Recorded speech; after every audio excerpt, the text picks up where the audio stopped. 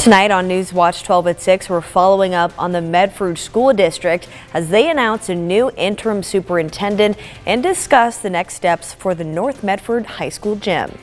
And mild today across the region, hitting 60 in Medford, but even warmer temperatures are expected as we head into the weekend. We'll take a detailed look at that weekend forecast coming up. Live, local, late breaking. This is NewsWatch 12 at 6. We continue our coverage on the recent changes within the Medford School District. The district has faced heated school board meetings, the collapse of North Medford's high school gym, and the resignation notice of Superintendent Dr. Brett Champion. Yesterday was the first time the Medford School Board met since Champion's announcement of his resignation.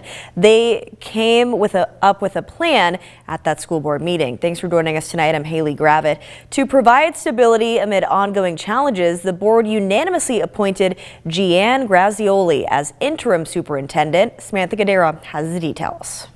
The board quickly moved to appoint Deputy Superintendent Jeannie Grazioli as interim superintendent. This decision allows Grazioli to take charge of immediate responsibilities, such as upcoming budget decisions and staffing. Due to the upcoming elections and the fact that there will be significant changes on the board, I personally feel like the wisest step would be to appoint an interim superintendent.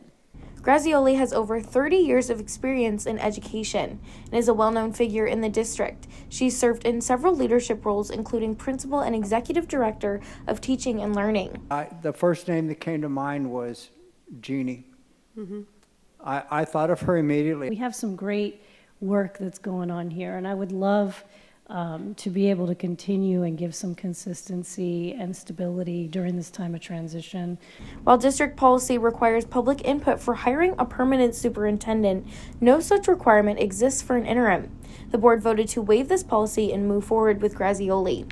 Each and every time that I had a conversation with you, I felt seen, I felt heard, I felt like you truly listened. The new school board elected in May will be seated in July and begin the process of selecting a permanent superintendent. This process typically lasts about 3 months.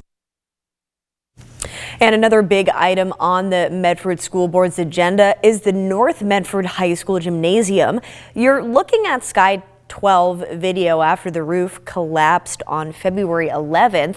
In last night's meeting, the school board district said that students would probably miss 1 year of having a gymnasium.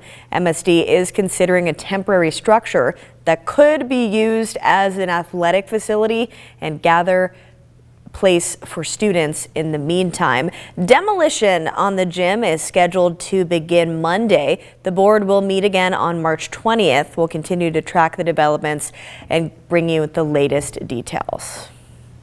Let's take a live, stunning look at a Gold Beach tonight. Beautiful sunset view brought to you by Jerry's Rogue Jets. Sunset for a while. This will be the last one at 6 because of daylight savings time approaching this weekend, but that means longer daylight hours are also ahead for us. Let's check in with Storm Tracker 12 Chief Meteorologist Matt Hoffman because he knows I love a sunset. Matt. Yeah, beautiful sunsets around the region. And on Sunday, our sunset in Medford will be at a 7:11 p.m. So that is nice. A sign that spring officially is on the way in just a couple of weeks or so. But taking a live look across our region, we have mainly clear skies, a few high clouds you can see out onto the Pacific in from Gold Beach, and some of these high clouds will drift in as we head through this evening and tonight, but still expecting mostly clear conditions for the most part, and it will be another cold one tonight. Currently sitting at 57 degrees in Medford, it's 47 in Klamath Falls, we're at 40 in Chemult and Lakeview,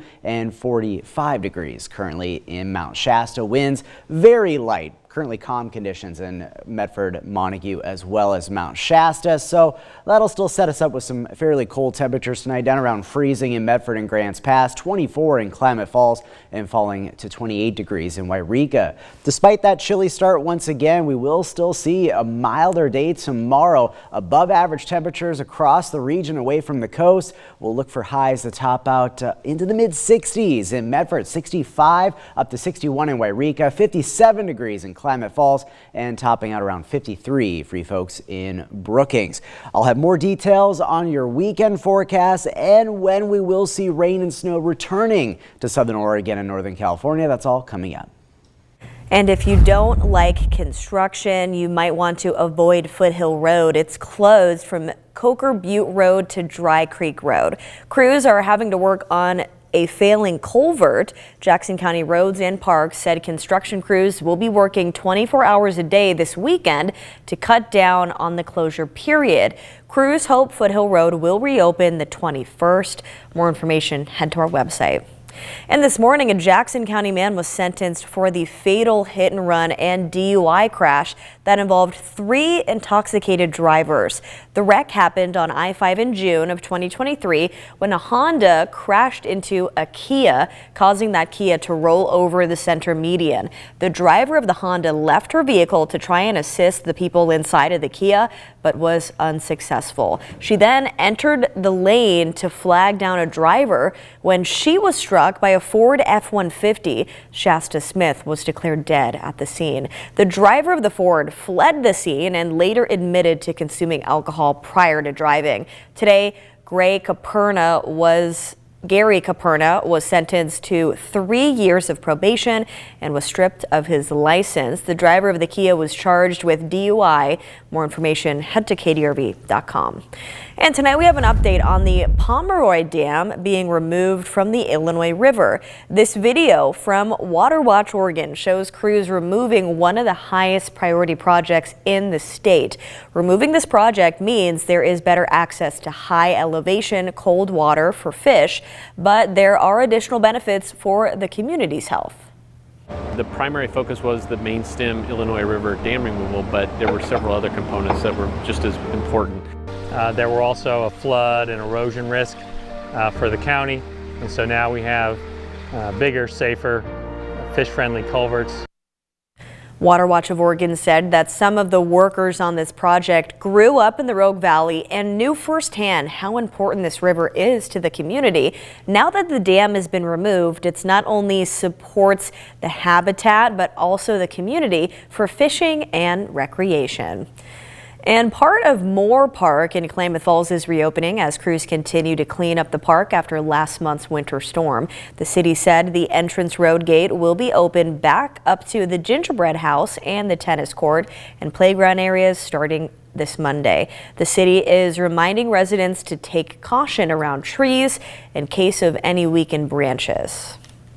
And tomorrow, local officials are hosting a town hall in an effort to repeal the statewide wildfire hazard map. This is ahead of the March 10th deadline to file intent to appeal. ODF states that property owners filing for appeal do not need a fully developed case to reserve a place in line for future appeal hearings. The meeting is set for 2 to 4 p.m. at White Mountain Middle School in White City. More information can be found on kdrv.com. And the Klamath County School District is announcing extended school days to make up for lost instructional time during the winter storms. Beginning March 31st, the school day will be extended by 14 minutes for the remainder of the school year. All Klamath County junior and senior high schools will also have school Thursday, March 20th, which was previously a no school day. Some students may also need to schedule additional makeup time due to wildfire closures. And as warmer weather approaches and you look ahead to summer adventures, you might want a companion who is as adorable as our pet of the week, Shadow. Let's meet Shadow. This 11-month-old German Shepherd mix is a goofy and lovable as much as he is handsome. Look at him. Shadow will win you over with his irresistible charm and big floopy floppy ears. So cute. True to his shepherd roots, he is a spirited pup with a sharp mind and is an enthusiastic walker. He's got a great smile too. If you want to meet Shadow, you can find him at the Jackson County Animal Shelter. Their operation hours are seen here on your screen. The shelter is unsure about Shadow's capability and compatibility with cats, but he is eager to meet potential siblings. Shadow can't wait to meet you with a wagging tail every day and be your loyal sidekick. The quest for a state title continues tonight across Oregon. We've got many local teams in action looking to get one step closer to that ultimate goal. Joining us live from Crater High School is NewsWatch 12's Luke Doughton. Luke, what's going down tonight? Haley, Friday is for the girls. We got the 6A, 5A, and 4A playoff games going on tonight. It's the opening rounds for the 5A and 4A girls. And I'm at Crater High School, where the #1 seed in this tournament, currently in the lead 5-2. I'm going to step out of the way a little bit, but it is electric in here. I'm not sure if you can hear it, but from warm-ups, the national anthem, to the starting lineups being called, it has been just loud and excited in here. We've got the softball team, the boys basketball team also supporting their girls. I'm going to have the highlights for these games tonight at 11. Expect Crater to dominate this game. They are playing the lowest seed in this tournament.